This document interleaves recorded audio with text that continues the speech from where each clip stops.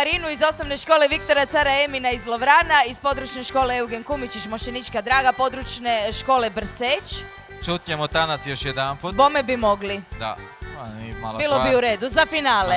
Jer smo sve nagrade podijelili i za jednu veliku feštu za kraj, jedan ples ili ti ga tanac.